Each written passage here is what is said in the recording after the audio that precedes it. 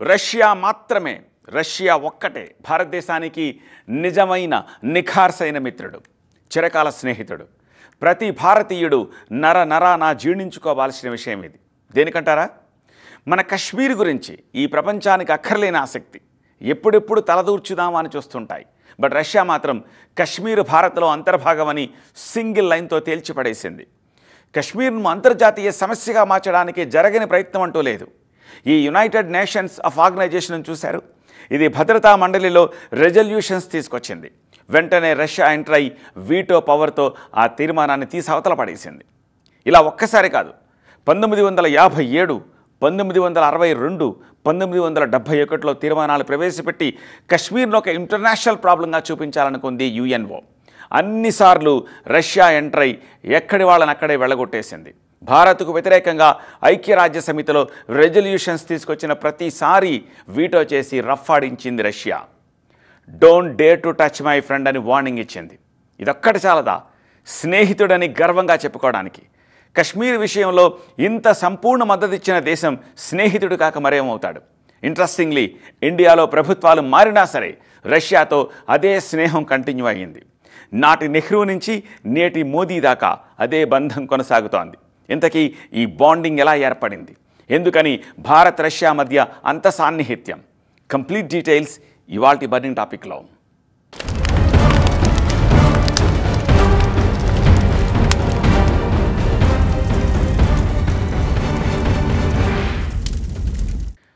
ప్రతి భారతీయుడు రొమ్ము విరిచి నిలబడ్డ సందర్భం పోఖ్రాన్ అణు పరీక్షల సమయం.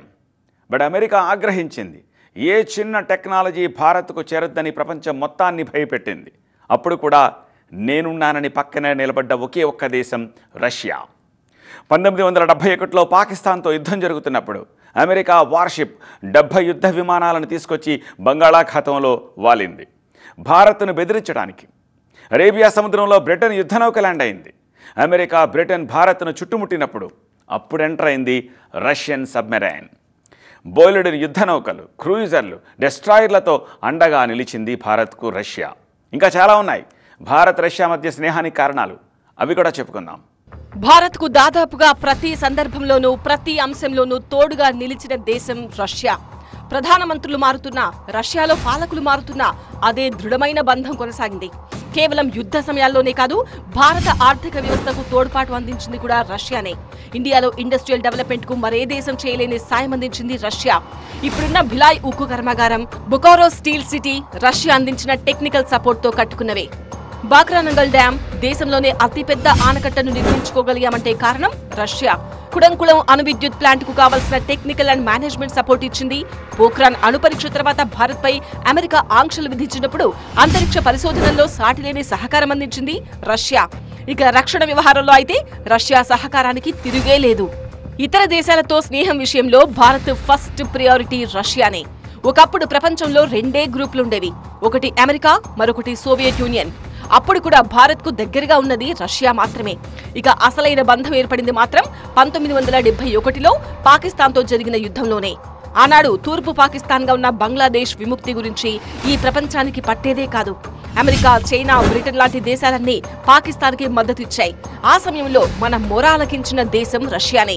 ఆనాటి యుద్ధంలో పాకిస్తాన్కు చెందిన 90,000 మంది సైనికులు భారత సైనికుల ముందు మోకరిల్లారు. ఆ యుద్ధంలో అమెరికా, బ్రిటన్ కు వార్నింగ్ ఇచ్చింది రష్యానే. అలాగని 1971 నుంచే రష్యాతో స్నేహం మొదలైందనుకోవడానికి లేదు. నెహ్రూ ప్రధానమంత్రిగా ఉన్నప్పుడే భారత అభివృద్ధికి సోవియట్ యూనియన్ ఎన్నో రకాలుగా సాయం అందించింది. ఆ మాటకొస్తే 15వ శతాబ్దం నుంచే రష్యాతో అనుబంధం ఏర్పడింది. 18వ శతాబ్దం నాటికి ఈ బంధం ఎంతగా పెరిగిందంటే భారత వ్యాపారులు రష్యాలో వ్యాపారం చేసేవాళ్లు. 19వ శతాబ్దంలో మన సంస్కృత భాష, వైదిక సాహిత్యం, బౌద్ధ సాహిత్యం, అశోకుడి చట్టాలు ఇవన్నీ రష్యాలో ప్రవేశించాయి.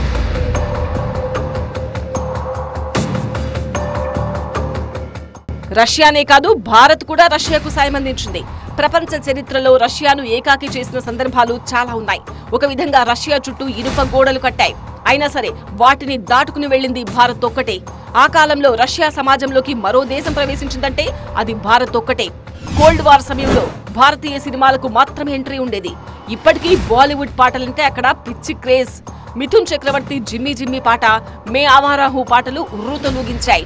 ఆనాటి కాలం నుంచి పుటిన్ దాకా భారత్ను ప్రేమిస్తూనే వచ్చారు. పుటిన్ అయితే మరీను. సరిగ్గా 4 ఏళ్ల క్రితం అంటే డిసెంబర్ 6న రష్యా అధ్యక్షుడు వ్లాదిమిర్ పుటిన్ భారత్ వచ్చారు. ఆ పర్యటననే ఎందుకు ప్రత్యేకంగా చెప్పుకోవాలంటే ఆ సమయంలో కరోనా విజృంభించింది. ఆ కారణంతో G20 మీటింగ్లకు వెళ్లలేదు. COP26 సమావేశానికి కూడా డుమ్మా కొట్టారు. కానీ భారత్ పర్యటనను మాత్రం ఆపలేదు. భారత్ రష్యా శిఖరాగ్ర సమావేశానికి పుటిన్ ఇచ్చిన ఇంపార్టెన్స్ ఇది. ఒక పక్కన అమెరికా, ఇంకో పక్కన చైనా భారత్కి అప్పుడప్పుడు ఇబ్బంది పెడుతున్న ముఖ్యంగా చైనాతో మనం 3488 కిలోమీటర్ల ల్యాండ్ బోర్డర్ షేర్ చేసుకుంటాం. కాబట్టి చైనాతో ఉన్న రిలేషన్షిప్ చాలా సమస్యాత్మకంగా ఉంది భారతదేశానికి. లైన్ ఆఫ్ యాక్చువల్ కంట్రోల్తో పాటు వేరే వేరే విషయాల్లో కానీ, గాల్వాన్ వ్యాలీ విషయాలు కానీ, లేదా మ్యానుఫ్యాక్చరింగ్ స్పేస్ని, సైబర్ స్పేస్ని, మ్యారిటైమ్ స్పేస్ని చైనా ఏ విధంగా మరి ఆక్యుపై చేయడానికి ప్రయత్నం చేస్తుందో మరి మనం చూస్తున్నాము. అట్లాగే యునైటెడ్ స్టేట్స్ ఆఫ్ అమెరికా కూడా ముఖ్యంగా డొనాల్డ్ ట్రంప్ టైంలో భారత్కి చాలా ఇబ్బందిగానే ఉంది.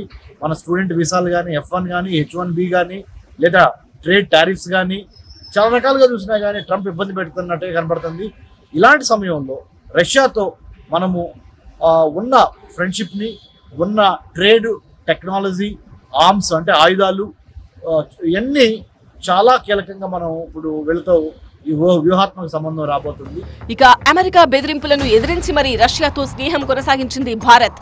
మొదటి నుంచి అమెరికాను భారత్ పెద్దగా నమ్మలేదు. కారణం ప్రత్యక్షంగా పరోక్షంగా పాకిస్తాన్ కు అమెరికా సపోర్ట్ చేస్తూ రావడమే. యుద్ధాల్లో ప్రతిసారి పాకిస్తాన్ కు సాయం చేసింది అమెరికానే. అందుకే భారత్ రష్యా ఆయుధాలనే కొంటూ వచ్చింది. బ్రహ్మోస్, మిగ్, S-400 ఇలాంటి ఆయుధాల విషయంలో మరే దేశానికి ఇవ్వని వెసులుబాటు ఒక్క భారత్ కు మాత్రమే ఇచ్చింది రష్యా. వీటితోనే పాకిస్తాన్ పీచమణిచింది భారత్. మొన్నటి ఆపరేషన్ సింధూర్లో బ్రహ్మోస్ పేరు వినగానే పాకిస్తానే కాదు అమెరికా, చైనా సైతం వణికిపోయాయి. తిరుగులేని యుద్ధ విమానాలు అనుకున్న JF-17, F-16 విమానాలను సైతం నేలకూల్చాం. S-400 సుదర్శన చక్రంతో భారత్ మీదకు ఒక్క పాకిస్తాన్ మిస్సైల్ కూడా రాకుండా ఆపగలిగాం. ఇందులో రష్యా సహకారం అమోఘం. సో భారత్ కు ఇంతకంటే నమ్మకమైన మిత్రుడు ఇంకెవరున్నారు? సపోజ్ అమెరికా ఉంది, ప్రపంచానికి సాధ్యం కానీ తిరుగులేని ఆయుధం తయారు చేసింది. దాన్ని మీ దేశంలో తయారు చేసుకోండి ఏ దేశానికైనా ఆఫర్ ఇస్తుందా? నెవర్. బట్ రష్యా మనకిచ్చింది, అదే బ్రహ్మోస్. అమెరికా దగ్గర ఎన్ని అస్త్రాలైనా ఉండొచ్చు, కానీ మన బ్రహ్మోస్ ముందు దిగదుడిపే. అలాంటి బ్రహ్మోస్ను భారత్లోనే తయారు చేసుకోండి ఆఫర్ ఇవ్వడమే కాదు, స్వయంగా పుతినే ఒకప్పుడు APJ అబ్దుల్ కలాంతో ఇంటరాక్ట్ అయ్యారు. ఆ మధ్య పుతిన్తో రాజ్నాథ్ సింగ్ సమావేశమైనప్పుడు మీ శత్రువులపై బ్రహ్మోస్ బ్రహ్మాండంగా పనిచేస్తోంది కదా అని ఫాలోఅప్ చేశారు. అసలు రష్యా ఇచ్చిన S-400తోనే చైనా, పాకిస్తాన్ మిసైల్స్ కూడా అడ్డుకున్నాం. రక్షణ రంగ పరంగా ఏ దేశమూ చేయని సాయం రష్యా మాత్రమే భారత్కు చేస్తోంది. అమెరికా ఏడుపంతా దీనివల్లే. ఏదేమైనా భారత విదేశాంగ విధానం సూపర్.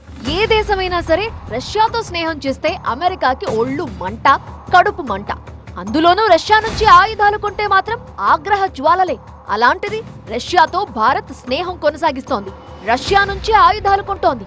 అలాని అమెరికాని శత్రువుగా మార్చుకోలేదు. అమెరికా ఒత్తిళ్లకి లొంగటం లేదు.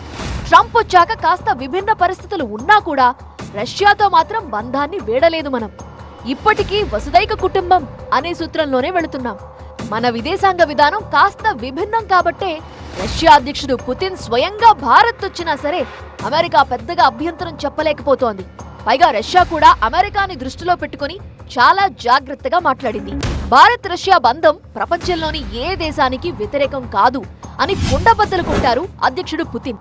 తమ స్నేహంతో ఏ దేశానికి నష్టం జరగదని కూడా క్లారిటీ ఇచ్చారు. ఈ మీటింగ్ కేవలం ఇరు దేశాల ప్రయోజనాలకే అని స్పష్టత కూడా ఇచ్చారు పుతిన్. కానీ అమెరికాకి ఇలాంటి మంచి మాటలు నచ్చకపోవచ్చు.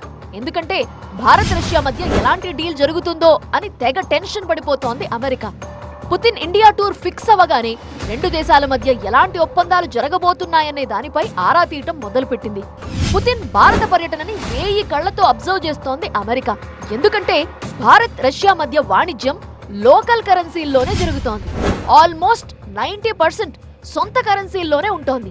దీనర్థం డాలర్ని పక్కన పెట్టేయడమే. డాలర్తో సంబంధం లేకుండా రష్యా ఎదుగుతుండడాన్ని అమెరికా జీర్ణించుకోలేదు కూడా. పైగా పుతిన్తో పాటు రష్యన్ స్పర్ బ్యాంక్ CEO కూడా వచ్చారు. భారత్లోని ఇన్ఫ్రాస్ట్రక్చర్ ప్రాజెక్ట్స్ లో భారీ పెట్టుబడులు పెట్టాలన్నది స్పర్ బ్యాంక్ ప్లాన్. ఎందుకంటే క్రూడ్ ఆయిల్ ని రూపాయల్లో కొంటున్నందుకు మన రూపాయలు భారీగా పోగుపడిపోయాయి రష్యాలో. సో ఆ రూపాయల్ని తీసుకొచ్చి భారత్లో పెట్టుబడి పెట్టాలనుకుంటోంది రష్యా. ఇది కూడా డాలర్కి చెక్ పెట్టే ప్లానే. బట్ భారత్ రష్యా కావాలని చేస్తున్న పనైతే కాదు. ఇందులో అమెరికాని రెచ్చగొట్టే ఉద్దేశం లేదు. ఇక రష్యా నుంచి క్రూడ్ ఆయిల్ కొనుగోలు అనేది భారత్కి పెద్ద మ్యాటర్ కానే కాదు. రష్యా ఆయిల్ వద్దు, ఎవరూ కొనొద్దు, కొంటే భారీ పెనాల్టీ వేస్తాం అని అమెరికా ఉరిమింది గాని రష్యా చమురు భారత్కొస్తూనే ఉంది. భారత్లో అడుగు పెట్టగానే పుతిన్ అమెరికాకు వినిపించేలా ఓ స్టేట్మెంట్ ఇచ్చారు. ఒకనాడు భారత్ ని ట్రీట్ చేసినట్టు ఇప్పుడు చేస్తామంటే నడవదు అని చాలా క్లియర్ గా చెప్పారు. అయినా భారత్ ఏమైనా బ్రిటిష్ కాలనీ అనుకుంటున్నారా అని గట్టిగానే చురకంటించారు. భారత్ ఇప్పుడు ఎవరి ఒత్తిళ్లకు తలొగ్గని ఒక శక్తివంతమైన దేశమని స్వయంగా పుతిన్ కితాబిచ్చారు. భారతదేశం ఇప్పుడు బహుళ అమెరికా సంబంధాలని అందరితో సంబంధం కావాలి. మల్టీ అలైన్మెంట్ అంటారు.